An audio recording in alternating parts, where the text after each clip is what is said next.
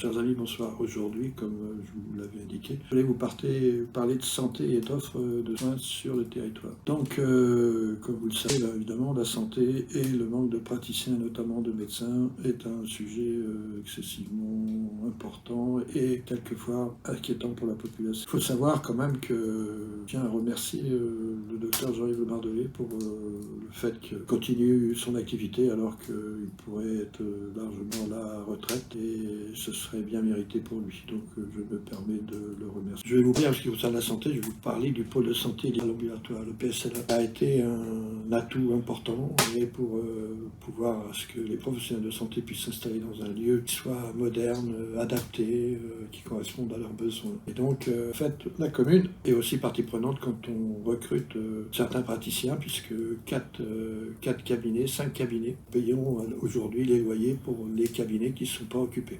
Alors maintenant, il y en a beaucoup moins, puisque les cabinets quand même se sont trouvés occupés, donc il reste que nos professionnels de santé, limite, restent sur le territoire et puissent exercer dans de bonnes conditions. La communauté d'agglomération Saint-Michel-Normandie, sur la base d'un projet de santé porté par les professionnels, a installé ici un pôle de santé libéral ambulatoire, donc à Mortain-Bocage, ce qui permet à nos praticiens d'exercer dans des conditions optimum. Donc, comme je vous l'avais déjà dit, en fait, pour pouvoir faciliter l'installation de certains praticiens, la commune prend en charge les loyers. Donc, quand le PSLA a été conçu, en fait, la commune s'est engagée pour avoir un certain nombre de cabinets à payer certains cabinets un loyer, qui nous permet, quand des professionnels de santé arrivent pour ces cabinets-là, de les accompagner à leur installation.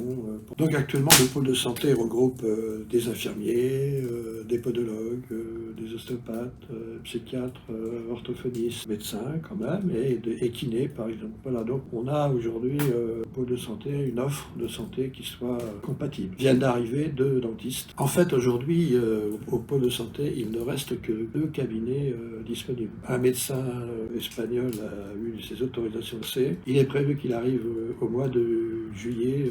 Comme vous le savez, quand on accueille des médecins à l'étranger, on les accompagne à leur installation. J'avoue que je suis un peu inquiet parce que je ne serai plus maire et j'espère que les gens qui seront à la mairie seront capables d'accompagner ce médecin à son installation dans les meilleures conditions. Je vais prendre les devants en contactant quand même attitude-manche au département pour pouvoir travailler avec eux sur les aides à l'installation et notamment l'accompagnement. J'avais été à l'origine de l'idée de créer une entente intercommunale pour permettre de démultiplier, d'additionner nos moyens pour recruter plus facilement des médecins. Et 3 communes avaient répondu à notre appel, donc Romani, Le Neubourg et Saint-Martin. L'entente était constituée de 12 membres et un président de l'entente a été désigné. Pour ma part, j'espérais que l'entente pliait les moyens, prendrait plusieurs cabinets de recrutement. C'est pas ce qui a été fait. Le choix s'est porté sur un cabinet de recrutement qui, malheureusement, n'avait pas de spécialisation dans le recrutement de médecins, qui avait de bonnes notions dans la communication, mais pas forcément dans le domaine du recrutement. Et d'ailleurs,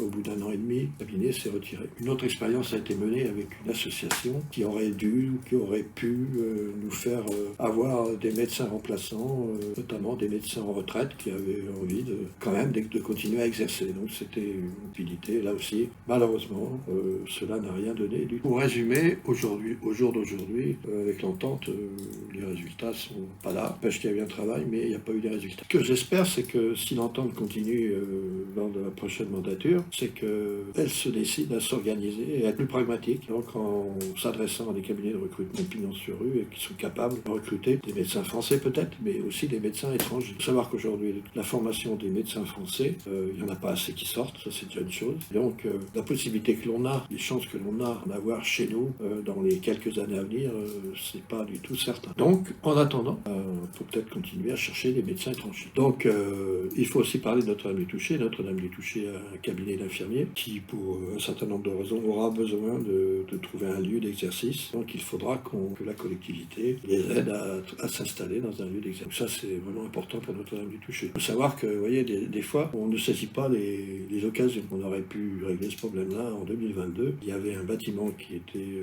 l'ancien cabinet du docteur Ramin que nous aurions pu acquérir pour des sommes relativement faible et on aurait réglé le problème depuis longtemps. Sauf qu'un certain nombre d'élus s'y sont opposés et ça s'est pas fait, ce qui est bien dommage. En fait, la situation est certes tendue, mais quand on passe par les cabinets de recrutement, on arrive quand même à trouver des solutions. Ça, c'est une chose.